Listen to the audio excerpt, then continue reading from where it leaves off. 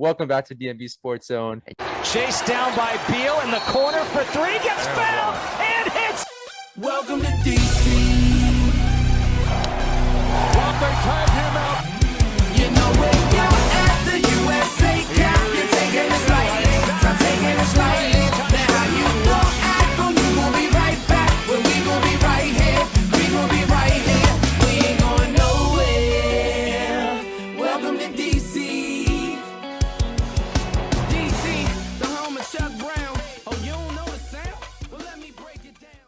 What's good, everyone? It's your boy Nati with another video for the channel. Welcome back to DMV Sports Zone, and it is officially Taylor Heinicke time in Washington, D.C. Who knows? Now that I'm old enough, I might go to my fridge tomorrow night, crack open a Heineken, and potentially watch Taylor Heinicke put on a show against the New York Giants. Who knows? But for now, at least for the next 6 to 8 weeks, we will not have Ryan Fitzpatrick as the starting quarterback after getting injured less than a half into his first regular season game for the Washington football team. And potentially Taylor Heinicke could start for the next 6 to 7 weeks.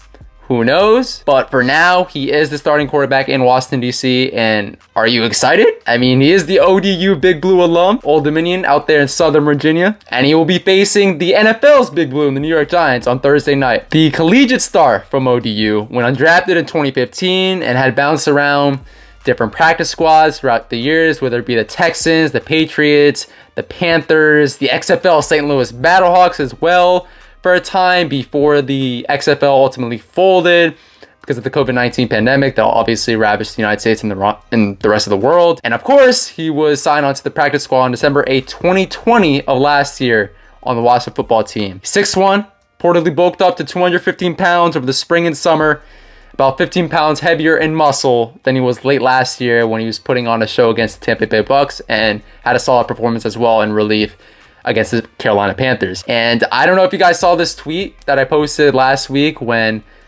Taylor Heinicke was once again out there in relief for the Washington football team. But in my opinion, Taylor Heinicke is the resident magician in Washington, D.C., not Ryan Fitzmagic. Seems like Taylor Heinicke makes the winning play every single time, at least during his time in Washington, D.C. I mean, who can forget the Spinneroozy turn amazing. I had to say it 3 times for it to stick. Diving touchdown against the Buccaneers in the playoffs in January. He put on an absolute show. His stat line might not have shown it. He had 306 yards, a touchdown, a pick, 46 yards on the ground, and a rushing touchdown. Not spectacular numbers, but from where Washington was for most of the regular season with the quarterback play, whether it be Dwayne Haskins or Alex Smith, who was a shell of his former self, and even Kyle Allen, who was okay, but as Kyle Allen always does, ultimately got hurt. Taylor Heinicke put on a show. You can go back to last week's game against the Chargers. I don't know if you guys remember, this man's pulled out a Joakim Noah push pass. I believe it was either to a running back or to a slot receiver. A push pass midway through the game, ultimately turned into a first down. And he had several more magical runs and passes in between over the last year during his time in Washington, D.C. Stats-wise, he's been solid in Washington as well after getting picked up as a free agent during college finals time. I remember we talked about this during my Steelers video last year, but during the same time I was taking finals, and so many college students who might be watching this were taking finals. Taylor Heinicke was taking finals as well. And then all of a sudden, the Washington football team, good old Ron Rivera and the coaching staff here in DC, called up Taylor Heinicke, ultimately was forced to come into relief again against the Carolina Panthers and played in that Tampa Bay Buccaneers game and played well. Of course, he gave that much-needed boost in that Bucs playoff game. He, again, had a great performance. The NBC crew, Mike Tirico, Super Bowl winning head coach Tony Dungy were raving about him pretty much throughout the entire game. He was trending all over social media, made top 10 Sports Center lists, NFL lists, everything you can name. And albeit it was with Devin White being out, he actually played the best out of any of the starting quarterbacks that Tampa Bay placed throughout that playoff run. And we're talking about Drew Brees, even at his later age, of course. MVP Aaron Rodgers and the reigning Super Bowl MVP at the time, Patrick Mahomes. So Taylor Heinicke did very well against the Tampa Bay Bucks. Also had 137 passing yards, a passing touchdown, 22 yards on the ground in that Carolina game, coming in relief after, I will keep saying this, guys. I will keep saying this. The worst quarterback performance I've ever seen here in DC by Dwayne Haskins during that game. It was absolutely abysmal. It seemed like he didn't want to play. Was just throwing picks just to throw picks at that point. But Heinicke came in, played well, Obviously, we lost the game, but showed some signs, right? Showed some signs of what was to come, really, in that Tampa Bay Bucks game. And again, he was solid in week 1 as well. I believe he had 122 passing yards and a passing touchdown. And, you know, ultimately before Watergate or Water Slide Gate, whatever you want to call it, was in full effect in DC. But he's been solid, right? He's been solid over his time in DC.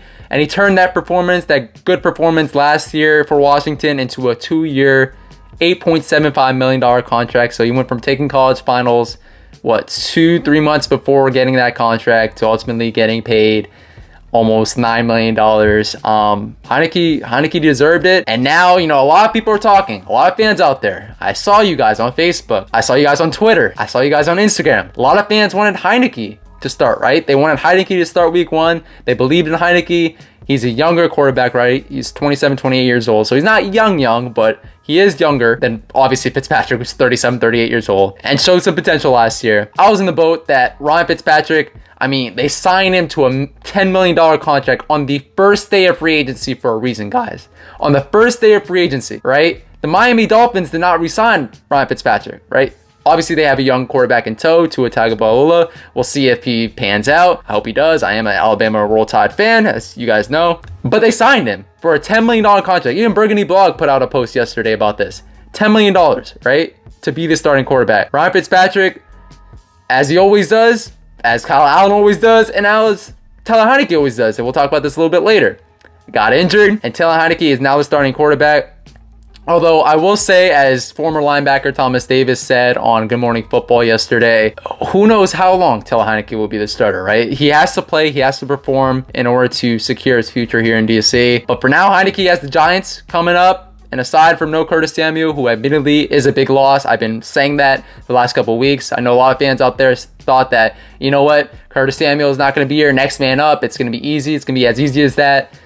Cam Sims, Adam Humphries, De'Ami Brown. No, we saw last week Terry still got no help from his other receivers, right? His teammates. But still, Heinicke has some playmakers to work with. Antonio Gibson, Terry McLaurin, Logan Thomas, who threw a touchdown with last week. And he also has some additional weapons, right? Cam Sims from last year, J.D. McKissick from last year, but also De'Ami Brown, Adam Humphries. So it doesn't look like the offense is depleted by any means. And Taylor Heinicke should do pretty well, right? In terms of putting up yardage, putting up points, right, with our offense. And something that should also be considered, and I know a lot of fans kept saying this as a reason why they should have started Taylor Heinicke from the beginning. The offense just seems to run better. It seems to run more smoothly when Taylor Heinicke is at the helm, whether it be coming in for relief for Dwayne Haskins last year, or Alex Smith last year, or even Ryan Fitzpatrick this year. Ryan Fitzpatrick throughout the preseason, even week 1, did not play well. I mean, the first half of that Chargers game was absolutely abysmal on offense.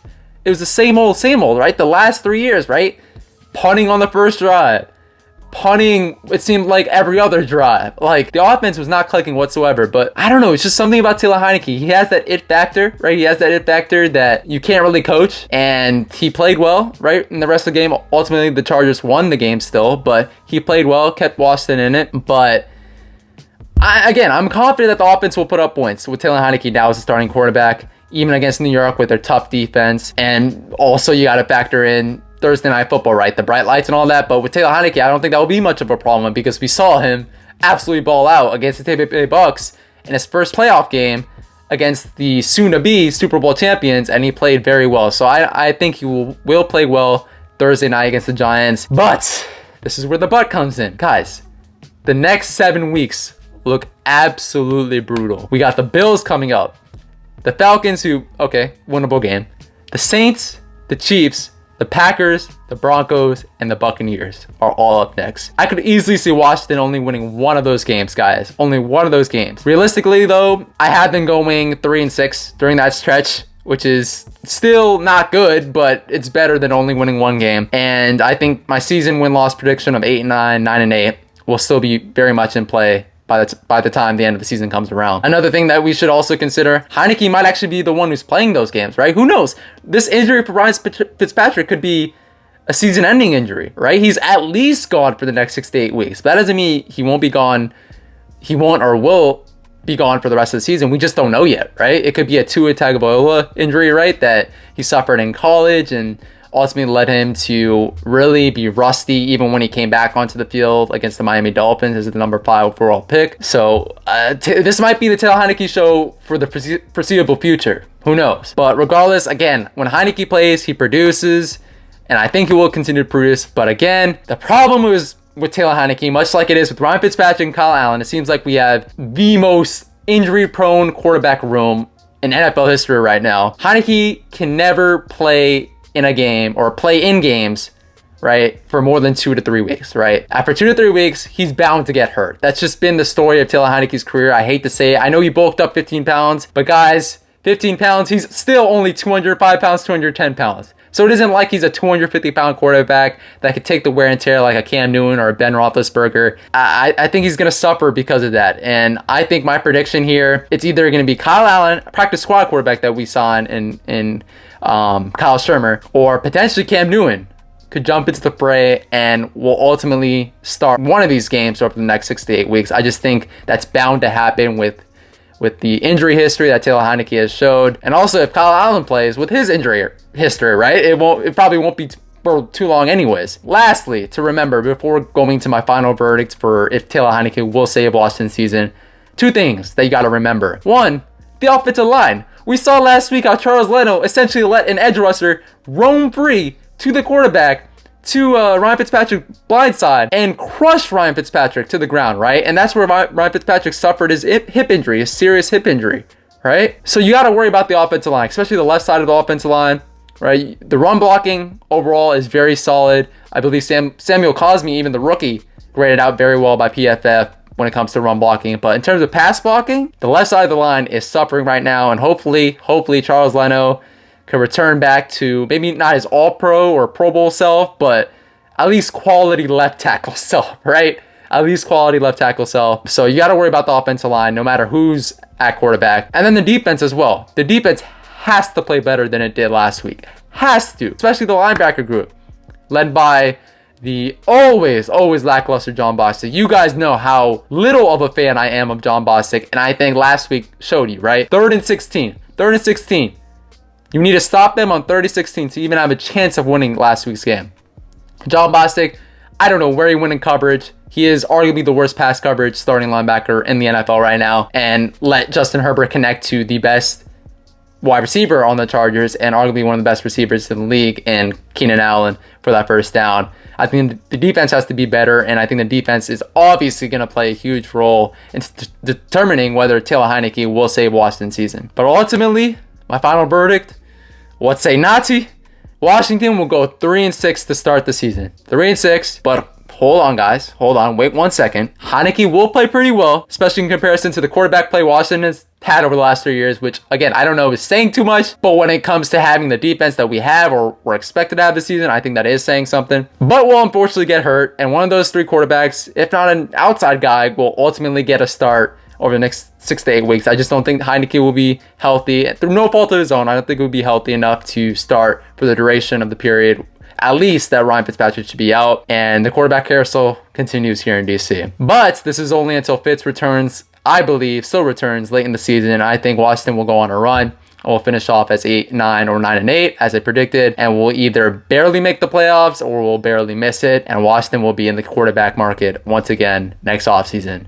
And what I think will be a franchise-altering offseason before potentially becoming Super Bowl contenders. That's my thoughts on Taylor Heinicke and his ability to save Washington's season. I think it's definitely in the realm of possibility that he does, and he plays very well, puts up good numbers, great stats, leads us to wins.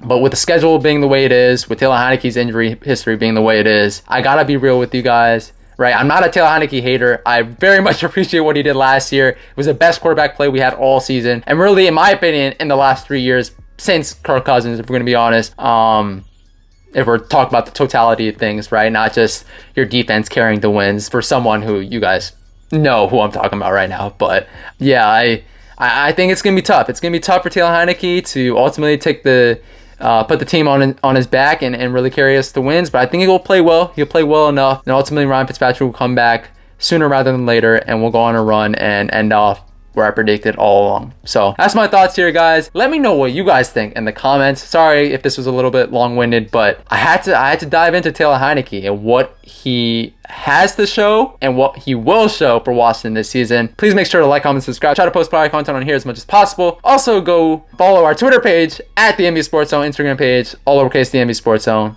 Also post daily fire content on there as well. Thank you guys so much for watching. Have a great Thursday. You guys will probably watch this on Thursday, the day of the Thursday night game. And hopefully we can capture the W. Because in my opinion, I don't care what anybody says. This is a must win. Peace.